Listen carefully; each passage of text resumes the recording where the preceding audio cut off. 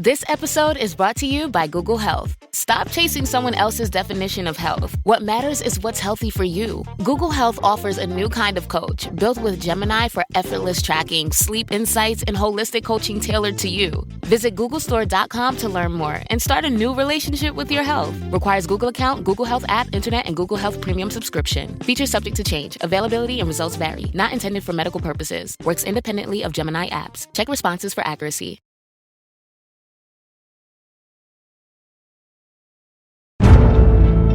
Welcome to The Hypnotist, the show that gives you inside access to cutting-edge hypnosis with real clients facing genuine issues. Brought to you by the hypnotherapist demanded by celebrities, CEOs, and even royalty, Adam Cox. These recordings took place live from Adam's clinic in London's world-famous Harley Street. So, get yourself comfortable and enjoy today's episode of The Hypnotist.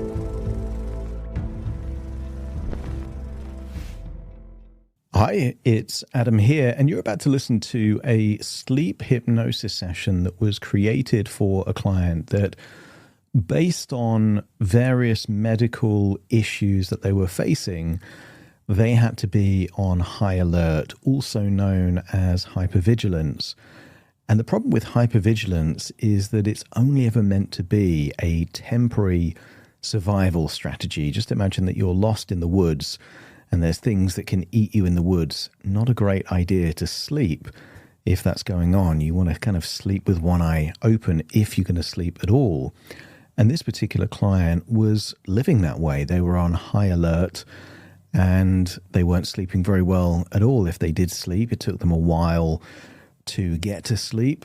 And if they did sleep, they would wake up and have lots of interruptions. And if they did wake up, they would then struggle to get back to sleep. And they had this wonderful expression that really typifies what they were experiencing. And it's a phrase, wired and tired. They were physically exhausted and yet intellectually and mentally on high alert. That is not a good combination for sleep. So what this hypnosis session does is it has various levels of very calming relaxation, progressive relaxation, but also levels of disassociation. Some of the hypnotherapists listening to this will recognize the protective part, the vigilant part. There's a metaphor of a garden gatekeeper, and we give them permission to step down and relax. There is some acceptance and commitment metaphors like the leaf on a river. There's a lot going on, and you don't need to be a hypnotherapist to appreciate what's going on in this session. You could just be someone that is struggling to get to sleep right now, in which case you can listen to this. And normally, my advice is to find the kind of place where you're not going to be distracted or disturbed. This is a sleep hypnosis session. So on that basis, this is the kind of session that you can just listen to while you're in bed, and it will help you get off to sleep. The ending is an option to either awaken or drift off into deeper sleep. And I'm going to have a few different versions of this. And one version is going to have the 40-minute hypnosis session followed by an hour of theta wave music. And normally I have an outro on this particular one. I'm not going to have the outro, and I'm going to switch off any ads so that if you like sleep hypnosis, you can just listen to this and drift off without worrying about being woken up by an ad. There's also going to be a version of this which is for subscribers, which has no intro and no explanation either, just the hypnosis. So if you do like this kind of stuff, it doesn't cost very much to be a subscriber, and then you get all of my episodes without the intro, the outro, any ads or anything like that, just pure hypnosis.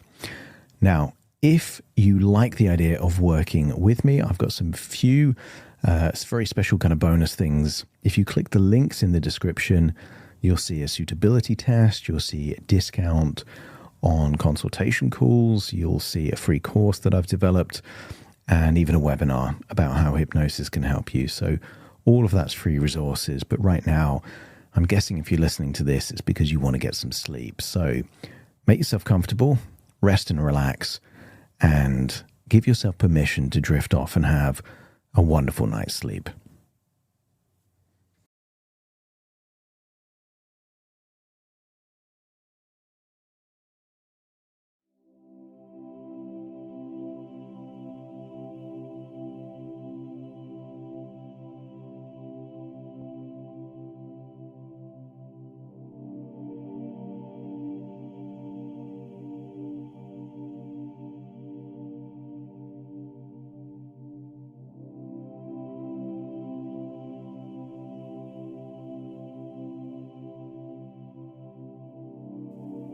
Take a deep breath in, and as you breathe in that slow, long, relaxing breath, and as you exhale, give permission to release any tension, any stress, any worries. That's it. Just allowing it to leave your body in your outward breath. And when you breathe in, allow yourself to breathe in for deeper than you normally would. And as you exhale, give permission to make that outward breath continue. Elongate the outward breath, going out for longer and then in for deeper. Each breath becomes a release valve to remind yourself now is safe to just let go. That's it.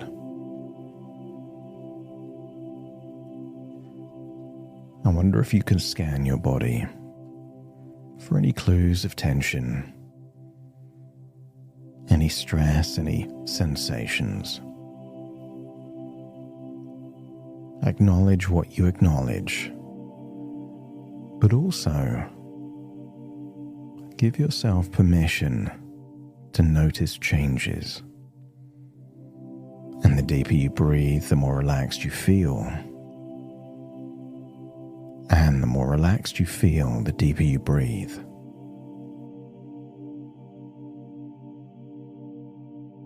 A wonderful cycle of ever increasing rest and relaxation. That's it. Just notice the weight of your body. Just resting right there. Notice the temperature of the air on your skin. And just feel the weight of your eyelids and how relaxed they are in this moment. Because right here, there's no need to do anything except allow your breath to go in and out. Just breathe the way you already know how. Because breathing's one of those things you don't have to force yourself to do. Your body knows how to do it. To breathe in and breathe out.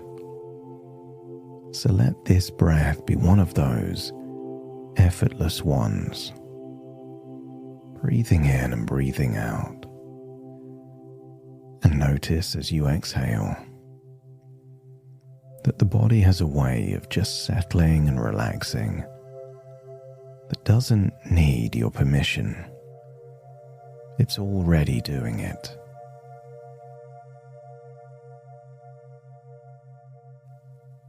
As your body relaxes, your imagination awakens.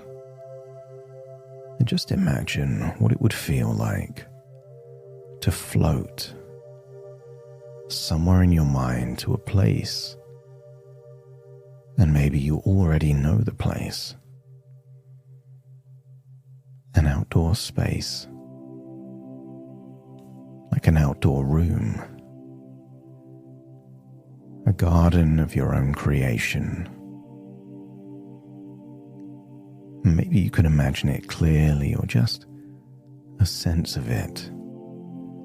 Like you're recalling a dream. you to imagine hearing the sound of a fountain. You know that particular sound that water makes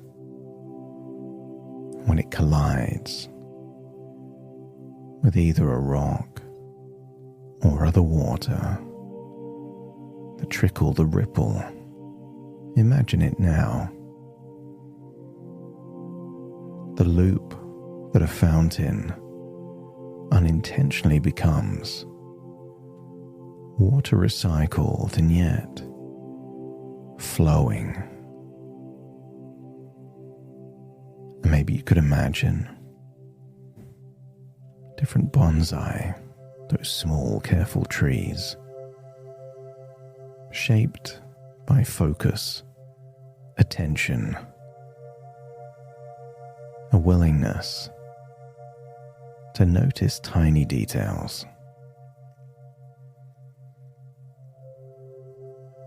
And I want you to get a sense of what this place would feel like if there was a gentle breeze. And maybe you know there's a gentle breeze because you could imagine wind chimes.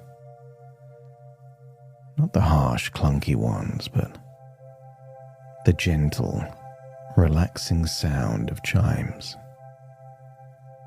Almost like each chime is a magic spell, sending a message to that deep part of your brain, your subconscious, that you are safe. The sound of air moving through something, and you notice it by frequency, sensation. And just imagine what it would feel like to be resting perhaps on a sofa in that environment, listening to the sound of particular birds.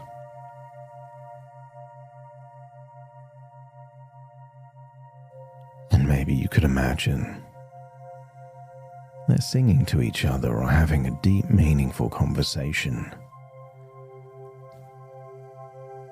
Just imagine the bird song or the sounds combined with the breeze and the wind chimes, the sound of a fountain, the feeling of any humidity in the air, making it feel like a cozy blanket where you are safe. Feel that this is your place. It's always been your place. And I want you to feel it's not just a place, but home. And within your imagination, I want you to think back to a time in your past. A time when you were in India. And I want you to imagine a staircase there in India. Maybe of a house, a hotel, even an office building, but just imagine. Imagine there are steps down,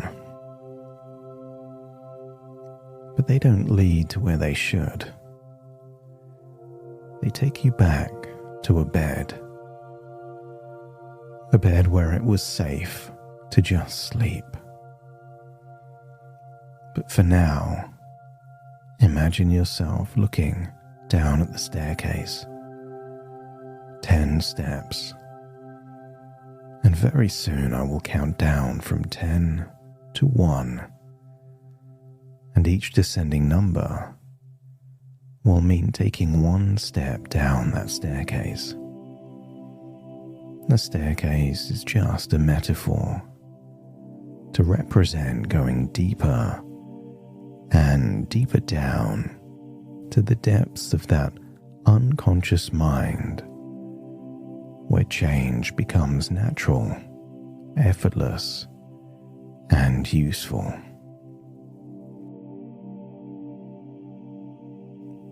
With each descending number and step down the staircase, you will feel at least 10% deeper and more comfortably relaxed with each descending number, 10. And with this step, feel your shoulders. Remember that they don't have to hold anything up right now, just feel a loosening. 9. Hear that fountain sounds, like it's a bit closer.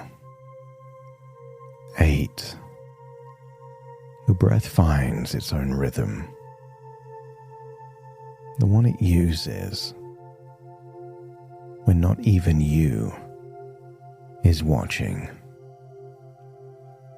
7. The wind chimes settle into that low rhythmic pattern. 6. Arms feeling heavy, a feeling of drowsiness. 5. Halfway down that staircase, and already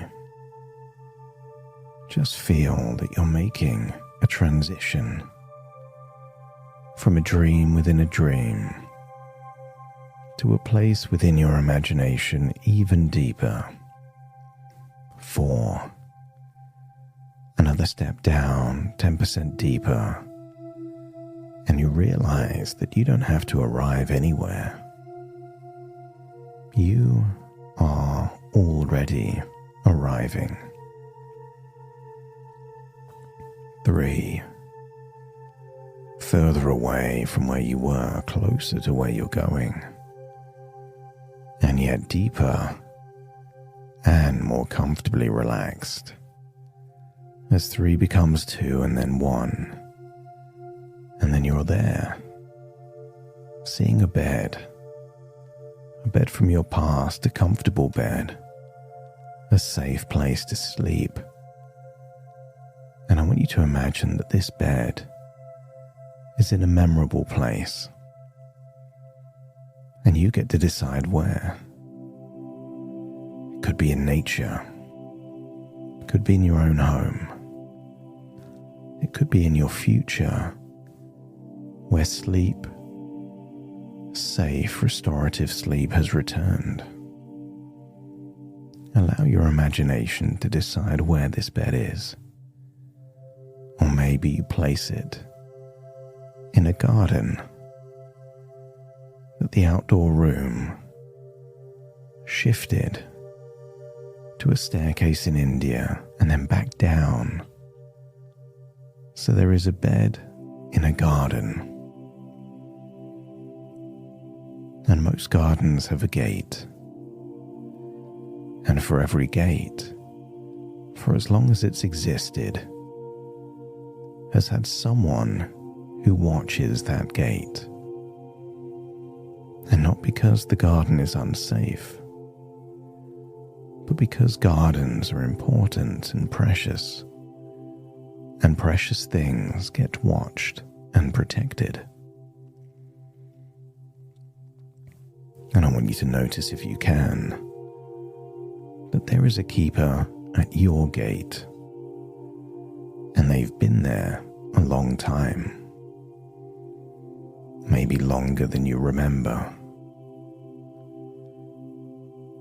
Maybe they first came to you when you needed them a long, long time ago,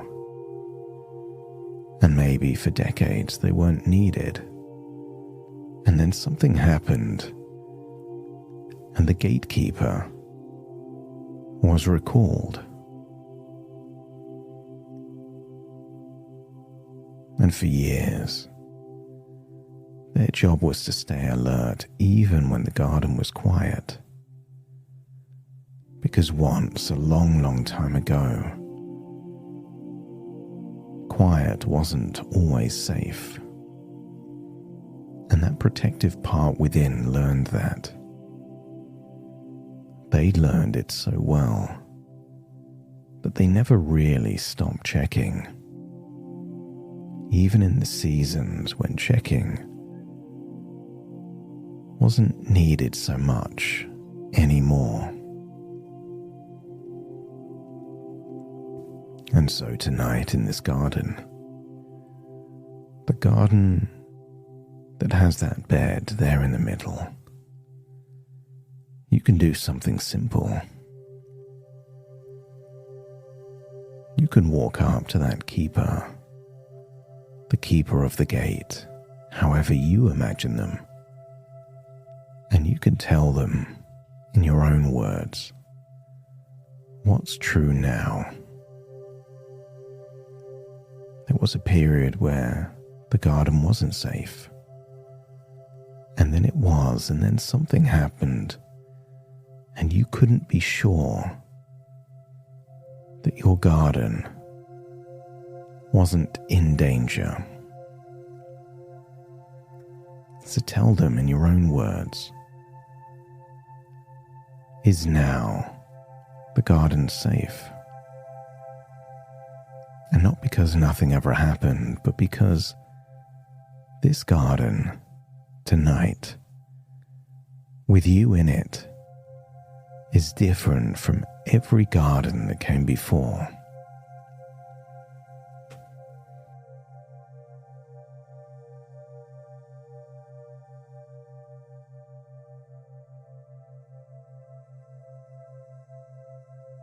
And as you speak to the keeper, I want you to notice what happens to a keeper who has worked without rest for so long.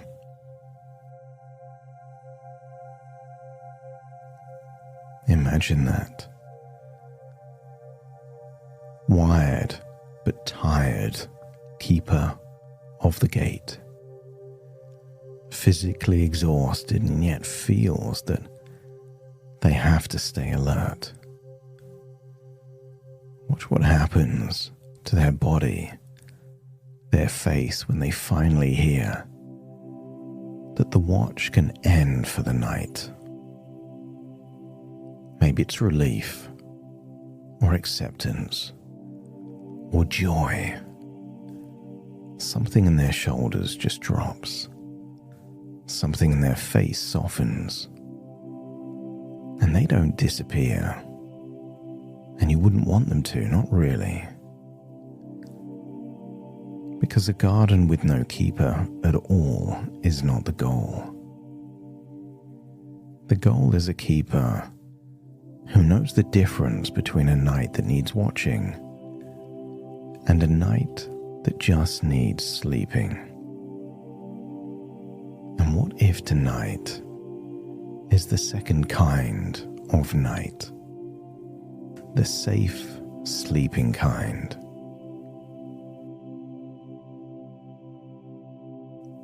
And you can let them rest at the gate. Or perhaps invite them to enjoy the bed that keeper can put their head on the pillow, get under those covers, and feel that it is safe to just sleep.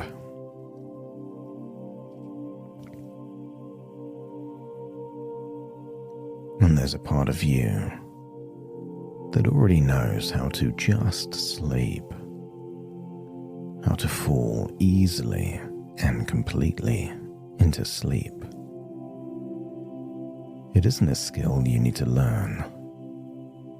It's a skill you've already used more times than you could ever count. So as you see the gatekeeper that was on high alert, finally resting, I want you to imagine an internal yawn. Isn't it strange sometimes? When you see someone else yawn, it triggers a desire to yawn in you. And even thinking of yawning can have you imagining a yawn. And that imagined yawn can feel almost as relaxing as a real yawn. You know the ones. The kind of yawn that gives you permission to consider switching from a high alert mode into that safe, relaxed part that could easily just drift off into a wonderful sleep.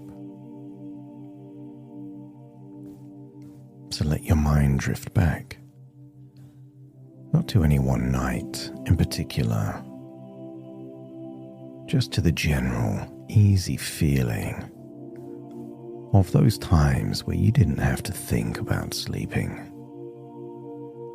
Go back to one of those nights in all of those years when sleep was simply something that happened to you. The way breathing happens, the way blinking happens. Maybe you can recall a moment you couldn't even stay awake in a movie in the cinema. Or maybe there was a long flight, and before you'd even taken off, you were asleep, and you only awoke again just as it was touching down. You don't have to go back to any one specific memory, just the idea that your brain knows how to sleep. That's it. That even if there were noises and jolts, and even other people nearby, it all became background noise to you, almost like a lullaby, drifting you off into deep, deep sleep. And that ability didn't leave you. It's not gone. It's still there. The way a language you learned as a child is still there even after years of not speaking it. And so the grammar of easy sleep is written into you, cell deep, decades deep. And what you're doing tonight isn't building something new. You're just rekindling something old. So allow that memory, that felt sense of effortless sleep, settle into your body now, like warmth spreading from the center outward. Because you know how to do this. That's it.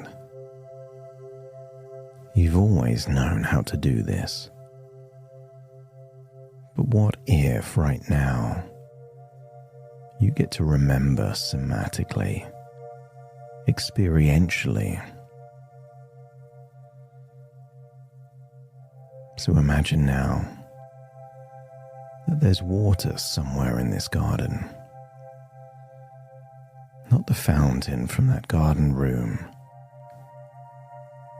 but a slow, wide river at the garden's edge, moving the way rivers move when they're not in any hurry to get anywhere.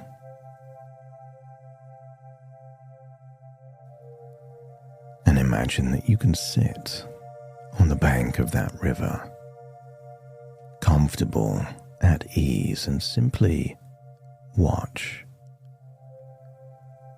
Because sometimes in the body there are sensations, like a flutter, a quickening, a small surge of something. And so instead of becoming the sensation, instead of being pulled into the current, you can amplify that ability that's already within you. You can be the one who watches the water from the bank, curious, unhurried, just noticing the sensation the way that you'd notice a leaf on the surface of the river. And there it is, drifting past, and And there it goes. Carried on, not sinking, not staying, just passing through. You are not the leaf. You are the one on the bank, watching it just float by. That leaf there on the river is temporary, manageable, and before long it will be gone.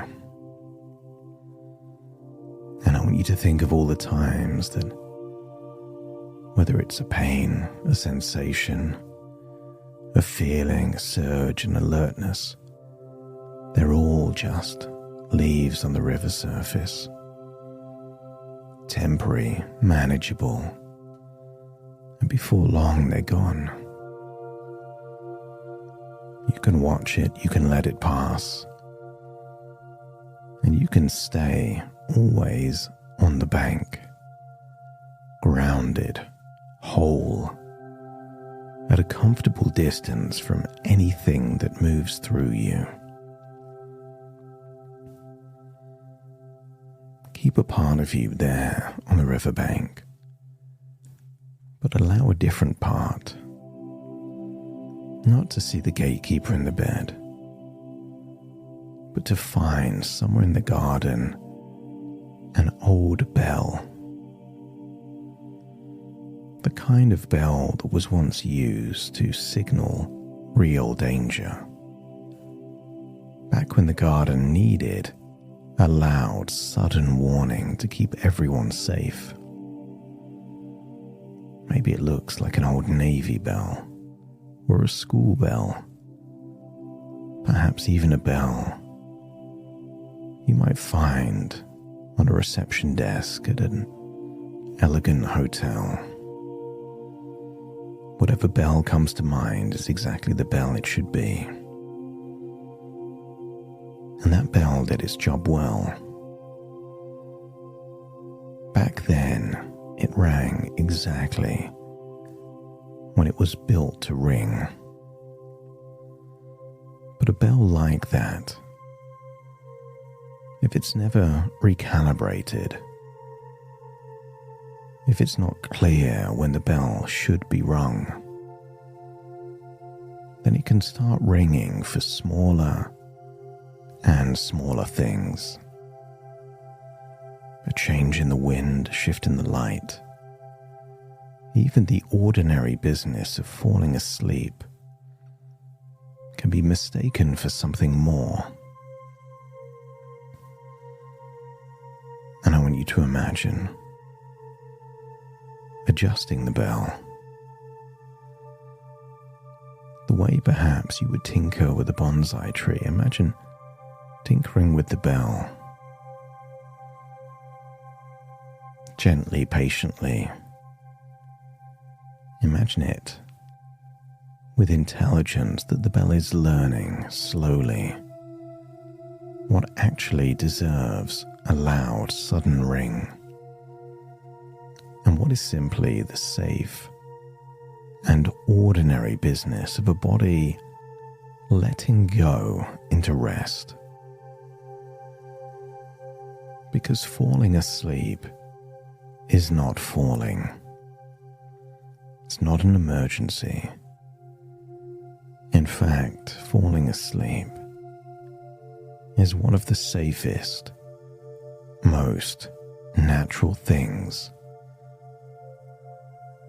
that a body does every single night, all over the world, for every person who has ever lived. I want you to imagine that both extremes are not useful. The bell being silent forever is not useful.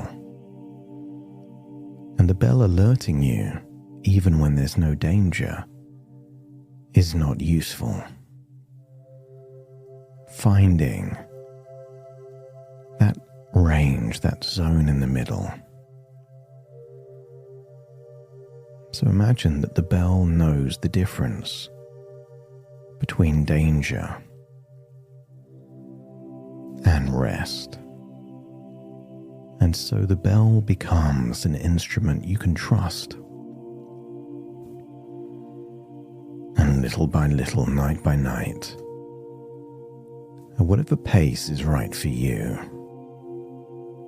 that bell is learning exactly that. That it is safe to sleep. It is safe to sleep here in this body tonight. And there may be an old question that used to visit you. Perhaps a quiet, anxious question about tomorrow, or what the future may be like. Or perhaps what you can or can't control. And I wonder if we play a game that whenever your mind asks a question that starts with "Am I?", feel empowered to respond with a calm, confident response that starts with "I am." The question, "Am I going to wake up tomorrow?" becomes a confident, "I am going to wake up tomorrow." And if it works with that one question, it can work with any similar question.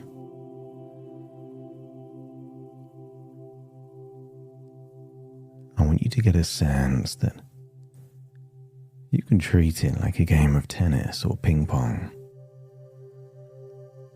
When they ask you that question, you respond with the most confident, reassuring response. And your body starts to feel calm and safe and relaxed. You are someone who sleeps. You are someone whose body already knows how to rest deeply and completely. You are someone who can notice a sensation, observe it, watch it pass, without being carried or caught up in it. And you are someone who tells yourself the truth at night and lets that truth calm and settle the body. Because you are someone whose nervous system is capable of learning at its own pace, night after night. You are someone who is safe, right here and right now. And most importantly of all, you are someone who sleeps naturally, peacefully, for as long as the body needs. I want you to imagine walking away from the bell, walking away from the riverbank, seeing the gatekeeper tucked up in bed having the best sleep of their life. Imagine a staircase leading up from the garden, a staircase you recognize. But as you go up the staircase, you find yourself in an outdoor room, a room of wind chimes and fountains and bonsai trees. And here, your unconscious mind has a choice. If you're listening to this and the intention is not to sleep right now, then very soon, when I count from 1 to 10, you will awaken. But if your unconscious mind wants to drift into a wonderful, rejuvenating, restorative sleep, then you can either rest here in the outdoor room or go back down the staircase to a separate bed, even more comfortable, and drift off into a dreamlike sleep where your imagination will take you on wonderful adventures, and you will only awaken when your unconscious mind feels that you've had all of the rest and sleep that your body needs. You don't have to consciously choose whether to awake or to sleep. Allow your unconscious to make the choice for you. Starting to count. 1, 2, 3,